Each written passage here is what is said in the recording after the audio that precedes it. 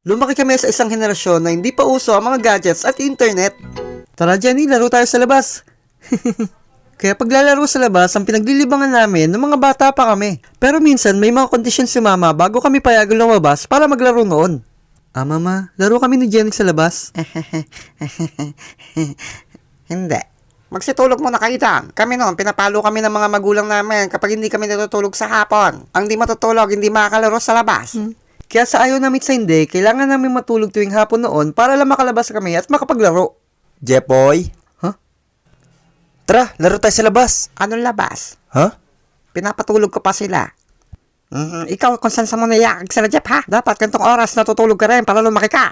Umuwi ka muna sa inyo. Minsan dinadaya ko rin yung tulog ko noon. Pero ang ending, nakakatulog talaga ako.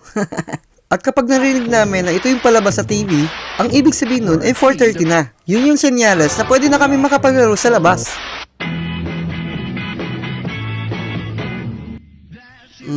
Anong oras na? Yay! Pwede na lumabas! At bago sumapit ang alas 6 ng gabi, dapat nasa bahay na kami. Kundi, malalagot kami kay mama. Jeff, mag-aalas 6 na. Umuwi na kayo. Tawag ka ng mama mo? Ma, saglit lang po. Ano? Isa. Dalawa. Tatla. Di ka talaga uwi. Pag sinabi kong uwi, uwi! Ang bahay namin noon, gawa lang sa yero yung bubong. Kaya pagpatak ng alas 12 ng tanghali, napakainit na, lalo na sa second floor. Sa sobrang init, para kami mga siomay na niluluto sa loob ng pugon. Yung pakiramdam mo yung naka-free trial ka na sa impyerno, sobrang init. Kahit mapagod ka kakapaypay, pagpapawisan ka pa rin. Kaya hulog na ng langit ang pagkakaroon ng electric fan ng mga bata pa kami. Yay! Lord, thank you po. Lord, kaya niyo po pala magbigay ng electric fan. Bakit di niyo pa po ginawang aircon? Juicy. Sige anak, akyat ka na. Ay, okay na po pala to Lord. Salamat po. Minsan naman sa sobrang init, patibugan ng electric fan, sobrang init na rin. Yung imbes na malamigan ka, malilitsyon ko pa ng di oras. Nung bata ako, amaze na amaze ako sa electric fan namin. Habang umaandar yung LC, nilalabas ko yung dila ko. Tapos, nagvo-vocalize ako sa harap ng electric fan. O diba, ganyan kababaw kaligayahan ko nun. At siguradong hindi buo ang childhood mo kung hindi mo naisipang ipasok yung daliri mo sa loob ng electric fan. Pag ginawa ko kaya LC nito sa loob, mapuputol ba yung daliri ko? Subukan ko nga. Huh?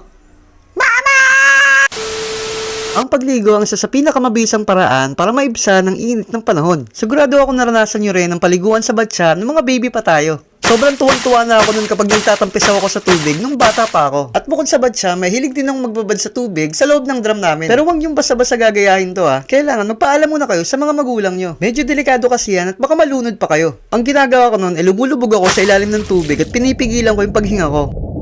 Kaso ang hirap pala, kaya umahon din ako agad. Pumapadyak-padyak din ako sa loob ng drum. Kunwari, lumalangoy din ako. O, diba?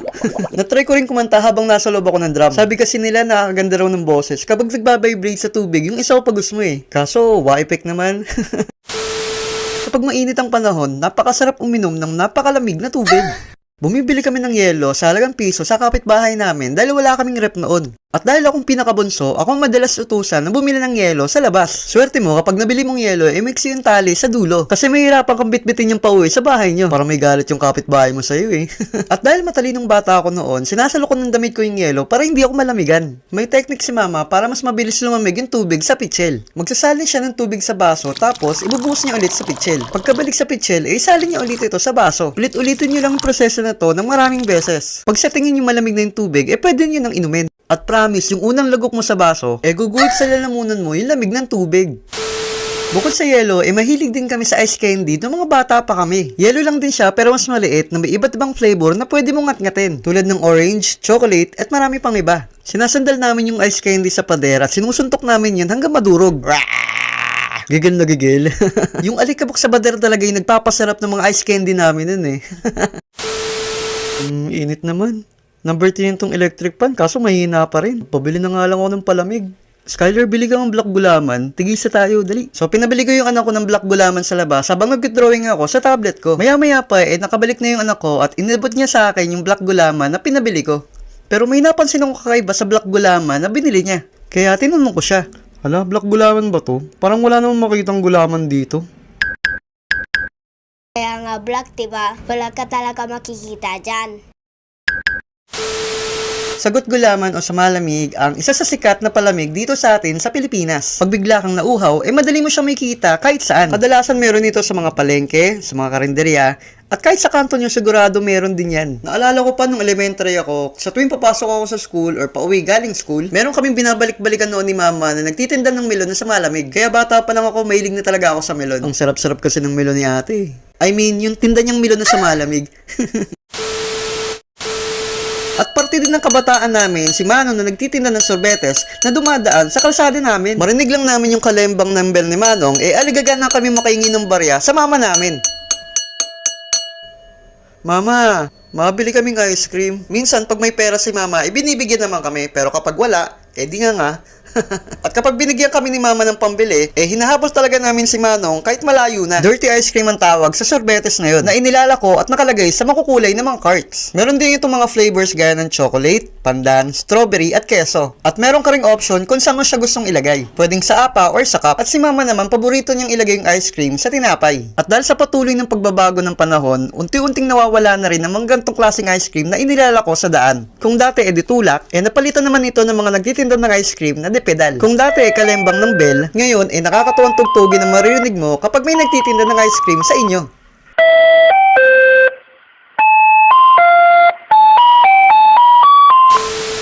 Naging paborito din namin noon ang ice drop. Yun yung mga ice cream na nakatusok sa mga popsicle sticks. Bago pa nauso ang Magnum, Ice Buko with Mongo ang pinakasikat na ice drop sa panahon namin. Meron ding mga ice drop noon na pwedeng hatiin sa dalawa. Pwede mo itong enjoy ng solo at pwede mo rin itong i-share sa iba, depende sa trip mo.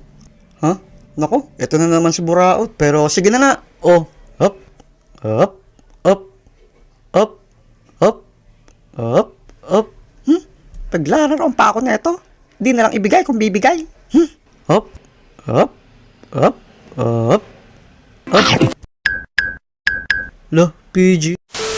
Nauso ang slam book na may iba't ibang kulay at design na nabibili sa mga bookstores noon. Naglalaman ito ng mga tanong that requires basic information tungkol sa'yo at interesting questions para mas makilala namin ang mga classmate namin. At dahil medyo mahal ang slam book noon, nagsusulat na lang yung mga classmate ko ng mga tanong sa mga notebooks nila. Sa slam book, hindi mawawala yung mga ganitong tanong. What is love?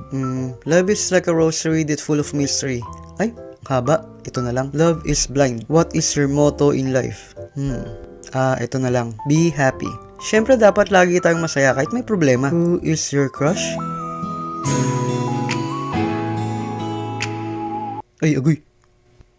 Ano to? Who is your first crush? Secret? Sino si Secret? Meron kaming paraan noon para malaman namin kung kami talagang tinadhana ni crush o hindi. At ang larong ito ay tinatawag na flames, so ang ibig sabihin ay friends, lovers, anger, marriage, enemy, at soulmate. Kukuha muna tayo ng isang papel. Isusulat mo yung pangalan ng crush mo at syempre yung pangalan mo. Pagkatapos, i-cross out mo yung letter na parehas na meron kayo. At dahil parehas letter J nagsisimula ang pangalang Julian at Jepoy, i-cross out natin ang letter J. I-cross out naman natin ang letter E sa Julian at letter E sa Jepoy. At kapag wala ng ibang letra na magkapareho sa pangalan nyo, bibilangin nyo na ang total na cross out sa pangalan ng crush mo at sa pangalan mo. 2 kay Julian at 2 sa akin, ang total ay 4. Pagkatapos nito, magbibilang naman tayo ng 4 sa mga letra ng flames. At magsisimula tayo ng pagbibilang sa letrang F. 1, 2, 3, 4. Dito, nakatapat ang number 4 sa letter M. Babalikan natin ang salitang flames at aalamin natin kung anong ibig sabihin ng M. At ang ibig sabihin ng M ay marriage. So, base sa larong flames, itinakda kaming ikasal ni Julian balang araw. O, diba? Ganyan kami kadilulo noon ng elementary. Wala, nabaliw na siya.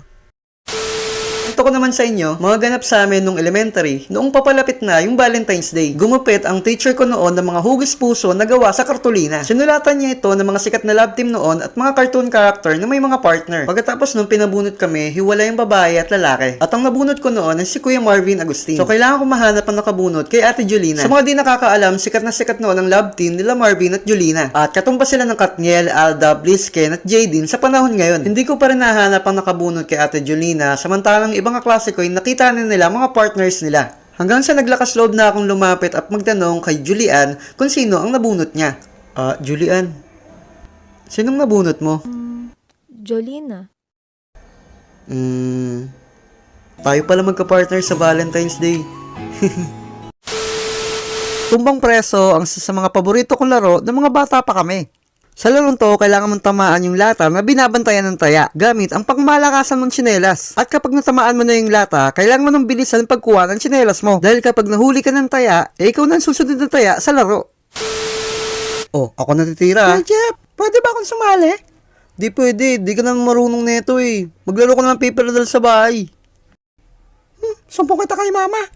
Eh di magsumbong ka, samahan pa kita eh. Talaga? Ha? Iyakan mo na, Jepoy. Salimpusa na lang siya. Sige na nga. Kailangan mo matamaan yung lata, tapos itutok mo doon ha. Pagbilang kong 3, tirahin mo na malakas. 1, 2. Ay hala. Kuya Jeff. Sabi ko naman sa'yo, huwag ka nang sumali. Umuwi ka na nga doon. Masarap din maglaro ng tagu-taguan ng mga bata pa kami. Tara, maiba tayo kung sinong taya. Maiba taya. O, Jepoy, taya ka na. Teka, ba't ako taya? Eh, nakabaligtad rin naman yung kamay ko gaya nyo ah. Ah, nakabaliktad ba? Akala ko nakadapa pa rin eh. Harap likod kasi maitim yung kamay mo eh. Ayos ka. Tara, ulitin na lang. Maiba taya. O, taya ka talaga, Jepoy. Tagu-taguan, maliwanag ang buwan. Wala sa likod, wala sa harap. Pagbilang kong 10, nakatago na kayo. 1, 2, 10. Huh? Asan kaya yung mga yun? Save. Ang bilis naman. Sinabi nung wala sa harap eh, ang daya mo. Nasan kaya yung iba? Galing nila magtago ah. Asan kaya yung mga yun? Huli ka, Balbon. Teka, nasan si Batutoy? Aling Helen, nandyan po ba si Batutoy? Oo, kanina pa siya nakauwi dito sa bahay. Ayan o. Kanina pa kami hanap ng hanap sa'yo. Umuwi ka pala, buwisit ka. Naglalaro din kami ng pogs ng mga bata pa kami. Pinagsasama namin yung mga pogs namin ng kalaro ko. Tapos titirahin namin ng malakas. Pagkatapos kung ilan yung tumaob, yun ang panalo mo. Merong iba't ibang paraan paano kami nakakuha ng mga pogs noon bukod sa pagbili sa tindahan. Kapag bumili ka ng soft drinks at may nakasulat sa ilalim ng tansa na ganito, magdadagdag ka lang ng 2 piso at pwede mo nang ipagpalit sa pogs sa tindahan. Wow, pogs! Akin ba yan, Tiday? Ay hindi, sa aso natin. Lo, tatanong lang eh. At ang ibang mga kalaro ko naman, namumulot sila ng mga tansal na nakakalat sa may tindahan. At mag-aabang sila ng truck ng soft drinks na dadaan sa kalsada. Yung iba umakyat pa sa truck. Binibigyan nila yung mga napulot nilang tansan, tapos meron na silang pogs. Tapos naglalabang kami ng mga kalaro ko para mapadami at mapalago ang mga pogs namin. Ang saya, diba?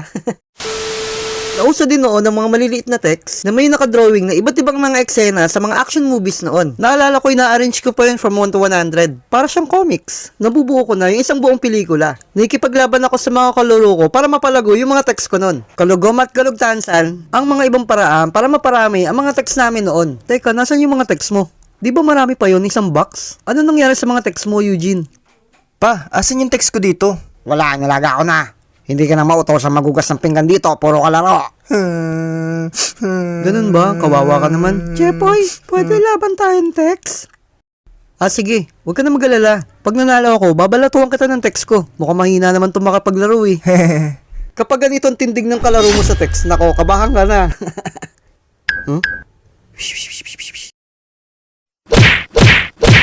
Talo tayo.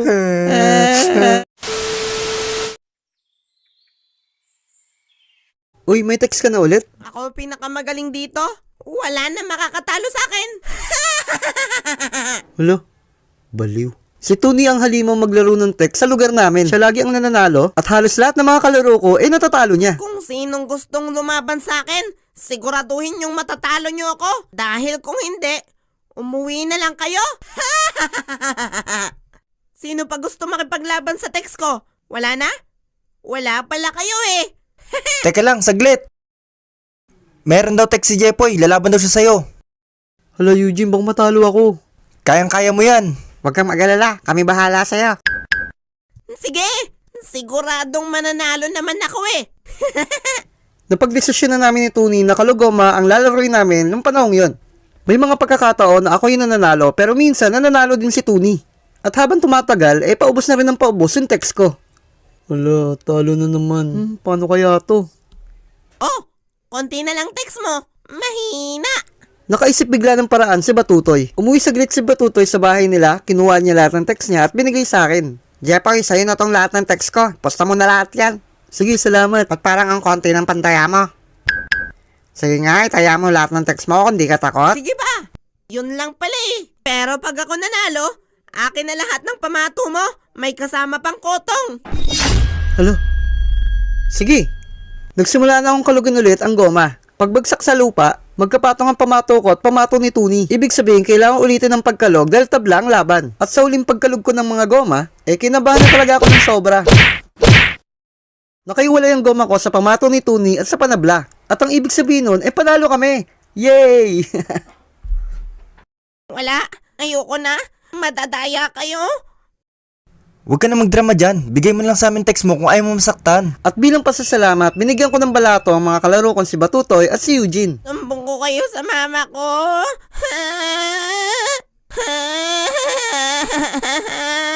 Mama! Pagkatapos nun, tumuntong ako sa ibabaw ng mga hollow blocks sa tabi ng poste. Tinawag ko lahat ng ibang mga kalaro namin. Nung medyo marami na sila, maya-maya pa, inihagis ko lahat ng mga text na napanulunan ko kanina. Tuwan-tuwa yung mga kalaro ko Sobrang saya sa pakiramdam yung moment na yun. Simple lang ang buhay namin nun, pero masaya kami. At yung moment na yun ang pinakamasaya at pinaka-memorable na childhood memories ko sa buong buhay ko.